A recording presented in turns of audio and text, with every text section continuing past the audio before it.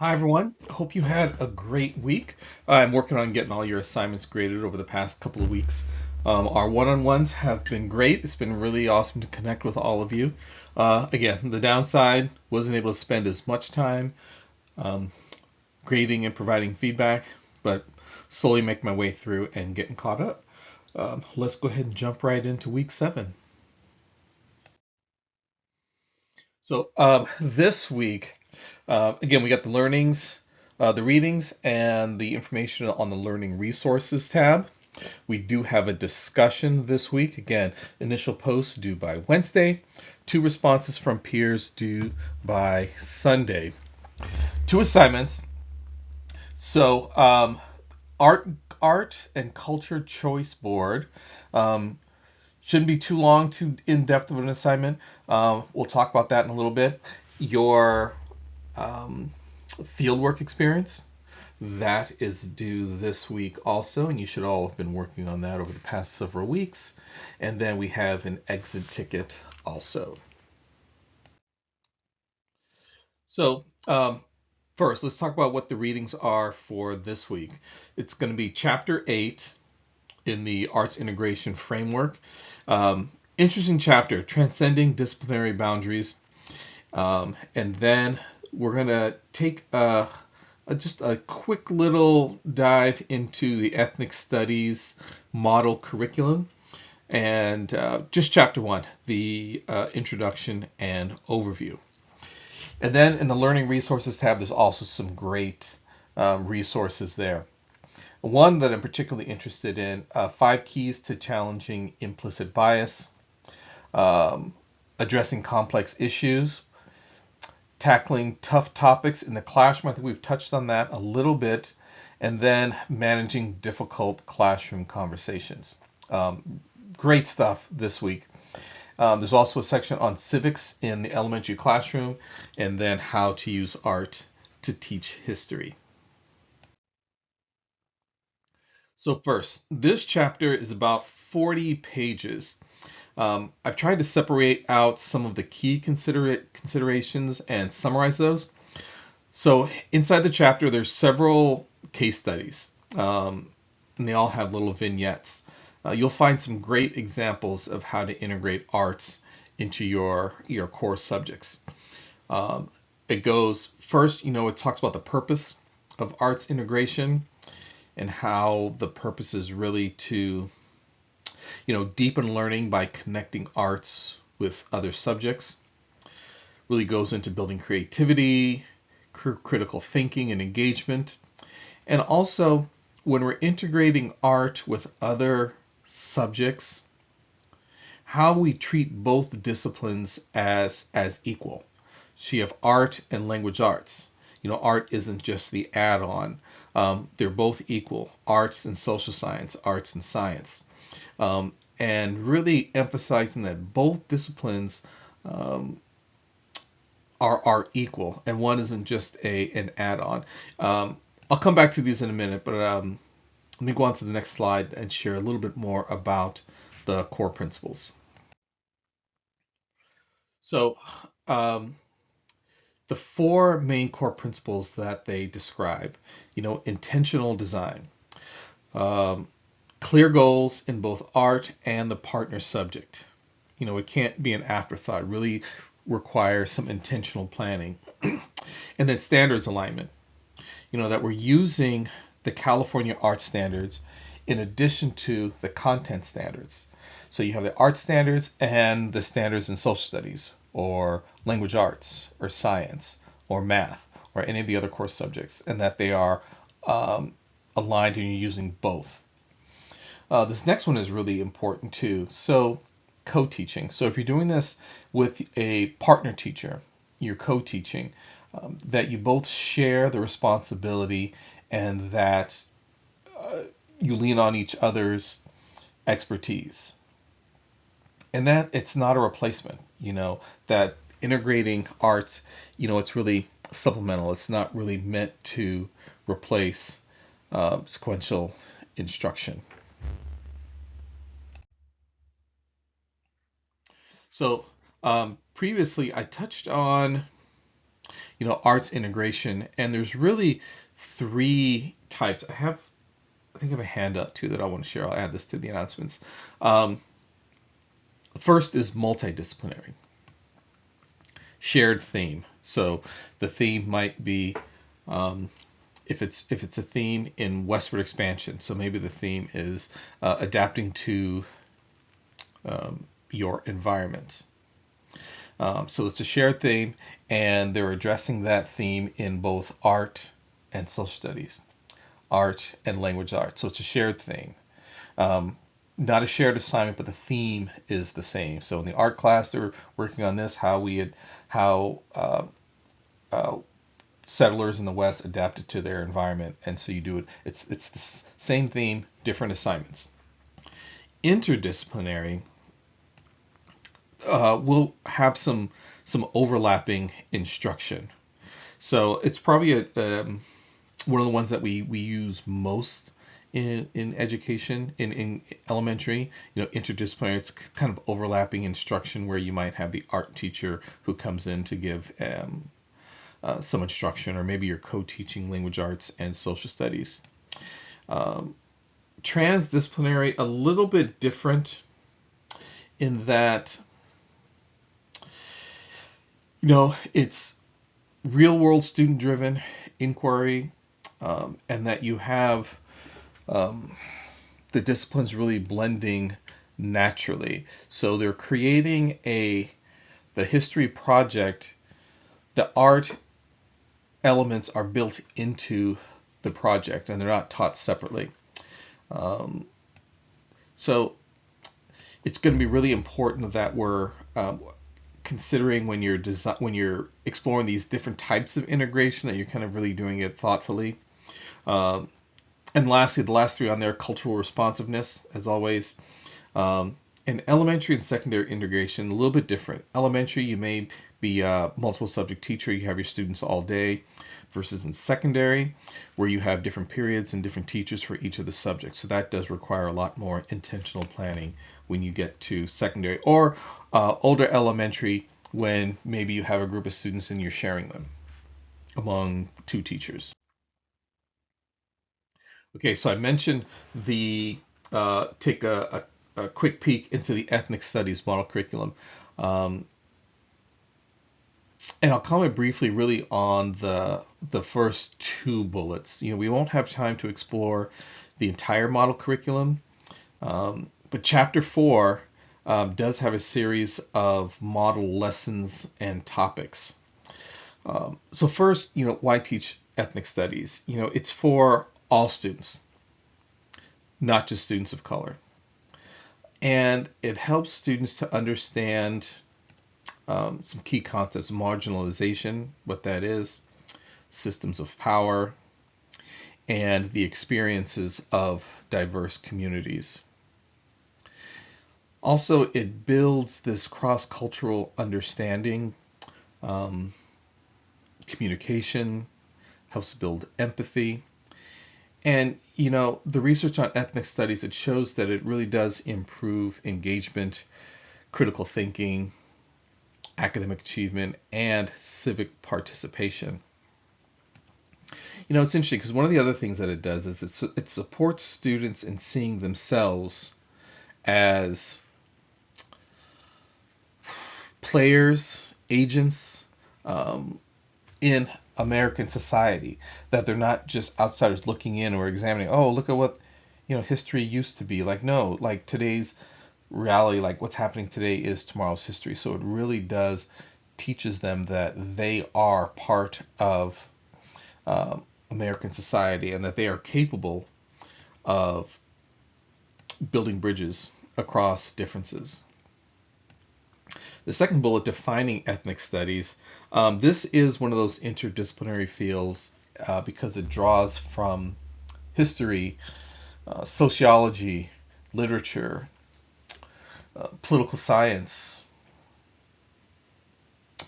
anthropology, among some.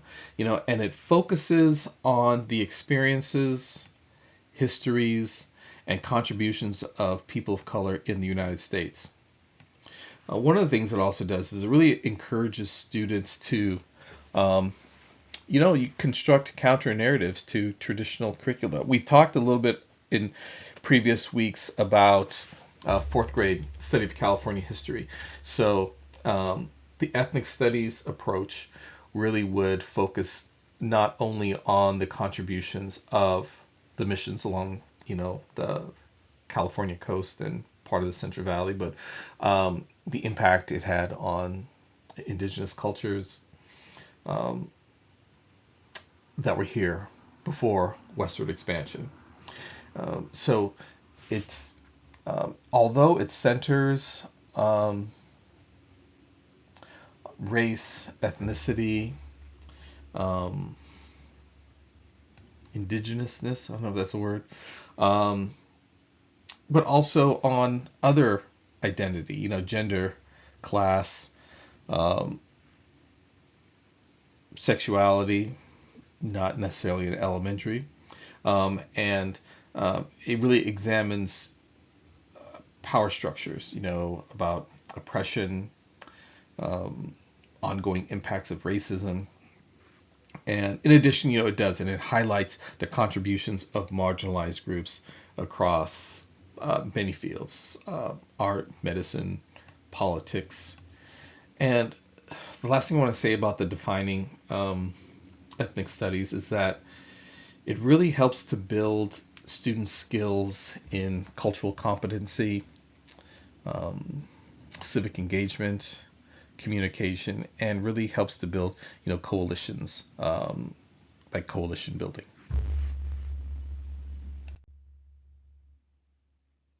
Okay, so we do have a discussion prompt.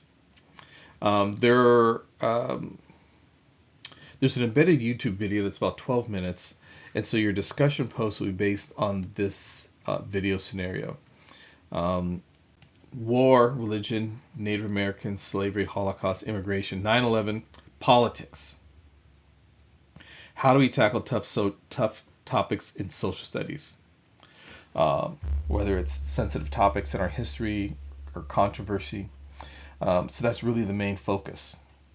So the questions are, what is the value of addressing these topics in the classroom? What do you hope to achieve by teaching these topics?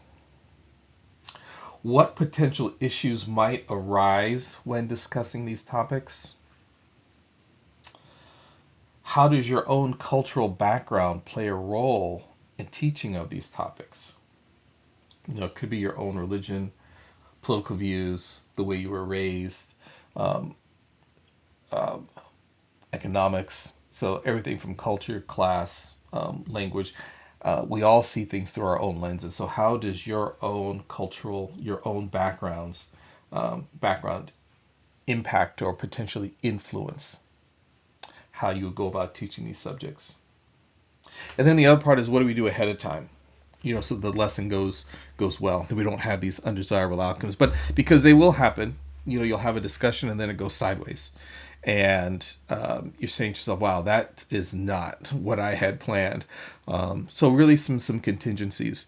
And planning ahead, instead of waking up in the morning, seeing a topic on the news, say, oh, I'm going to go talk to my students about this when we get to class. You can, but really just be thoughtful and think about questions in advance. What's students' responses? How are you going to respond? And then, you'll also want to. I'll give this one away. This is kind of a freebie. When possible, include time at the end of the lesson for a debrief. You don't want to have a difficult conversation with students and the bell rings and off they go and they're left not having an opportunity to kind of unpack what just happened.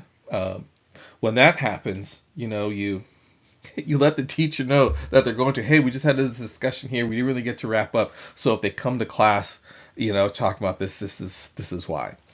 So that's the discussion for this week. Okay, this one is really cool. So this is the next part. This is the choice board. So you'll have one standard. Think of you have a particular standard, standard 11, in each of the 5 ARC domains. So each grade level, the standard is a little different.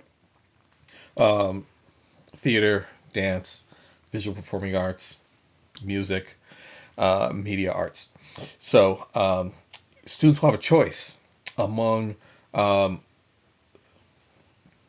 choosing one of these. Well, here, let me go to the example next, and you'll be able to see, give you a little better example. Okay, so you have the standard 11, and so you can write out the standard for dance, media arts, music, theater, visual arts, and then a separate activity that the students can choose for each of those. So if the student is dance inclined, they might choose dance. They might choose visual arts, or maybe theater or music. So we're giving the students the choice. Um, and so we want to select activities that address standard 11 from the 5 art domains. Select the same grade level. So if you're K, it's going to be the kindergarten standard for all 5 of those domains. Um, Consider universal design for learning, UDL. Consider different learning styles as you develop the activities. There's a template included in the directions. I think I have a copy of it on the next slide. Um, and then you'll write the standard out in the standard notation that we've been learning about and we've been practicing. So I've got a partial example I want to show you, and there's a hyperlink to the art standards in the instructions. Okay, so it may look like this. So 4th grade dance, standard 11. Select and describe movements in a specific genre or style and explain how the movements relate to the culture, society, historical period, or community from which the dance originated. And here's the activity. Students watch a Chumash dance ceremony on YouTube, discuss why the dance was performed, what values it communicates. So that's the dance. Media arts. Examine and interact appropriately with media arts tools and environments. So you'll have 5. Dance, media arts, music, theater, and dance, media arts, music, theater, visual arts. So so it's a board. So it'll just be like, it could be 1 or 2 pages. If you can get it all on 1 page, great. If not, so just the 5 different art domains and a separate activity to meet each of those. Pretty straightforward. Okay, moving pretty quick. Week 7. So what I wanted to show you is some samples of what I there's oh yeah, these black boxes with the name and the former student's face. So this was probably his cover page, or the first slide, um, where he attended this. He attended the Museum of Us in Balboa Park. Okay, this is Southern California. Um, During his visit, he explored these exhibits. Um, he included a location, some other pictures. I think he did a voiceover on this one, so there was some audio attached to the slides. Um, some additional pictures that from when his visit. Again, not a lot of text on the slides. A couple other pictures.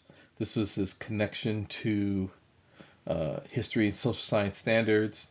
This was history and social science standards 6.7, ancient civilizations of the Americas.